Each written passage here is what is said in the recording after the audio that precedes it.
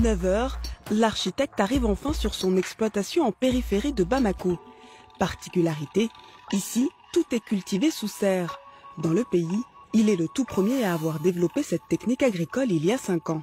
Ici, vous voyez, c'est la petite serre qui a été installée en 2011. C'est une serre de 320 mètres carrés. D'ici est partie l'aventure des serres du Mali. Je l'ai implantée parce que je l'ai vue en Israël et je me disais qu'ils ont le même climat que nous. Allons-y, pourquoi pas une serre? Là, le résultat a été au-delà de mes attentes et j'ai donc décidé plus loin. Ce que vous voyez devant vous, c'est une serre ultra moderne. Une serre ultra moderne dotée de toutes les dernières technologies en matière de sériculture.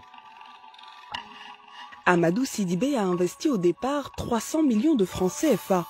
Mesure de l'humidité, l'arrosage, la gestion de la ferme de 5 hectares est presque entièrement automatisée. Ici, tout est géré grâce à un seul ordinateur capable de créer un microclimat. Oui, c'est nous. Oui. Comment ça va? Ça va. Sam, bonjour. Hello, bonjour. Ça va? Boss. Qu'est-ce qui se passe aujourd'hui? Tu fais quoi? On a fait l'arrosage. L'arrosage. Du cerf numéro 2 et le cerf numéro 1. Dans 14 minutes, tu vas voir le cycle d'arrosage. Il n'y a pas d'alarme, donc tout est bon. C'est l'automate d'irrigation de dernière génération qui peut prendre en charge jusqu'à 5 hectares de serre, qui peut en prendre en charge plus d'une centaine de programmes d'irrigation.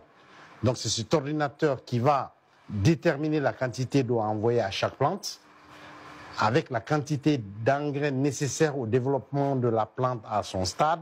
Cet ordinateur se substitue à l'homme pour la gestion permanente de la santé et des besoins de la plante. Un système d'irrigation automatisé dont l'architecte reconverti en fermier est fier. Grâce à ce système, il cultive des tomates, du melon, des concombres. Des cultures dépendantes des eaux de pluie au Mali, mais pas chez Amadou Sidibé. Pendant 4 mois de l'année, quand il fait frais, de décembre à février, on trouve toutes sortes de légumes. Mais immédiatement après, avec les grandes chaleurs, la pluie, tout disparaît. Parce que le climat est un facteur limitant. J'arrive à faire la contre-saison de la contre-saison. J'arrive à produire quand les autres ne peuvent pas produire, parce que sur la serre, disons, il y a du plastique, l'eau ne rentre pas. Sous la serre, je peux contrôler le climat. J'arrive à développer, à produire toute l'année des légumes d'une qualité irréprochable, sans pesticides. Une production 12 mois sur 12, très rentable. La ferme d'Amadou Sidibé lui rapporte plus de 200 millions de francs CFA par an.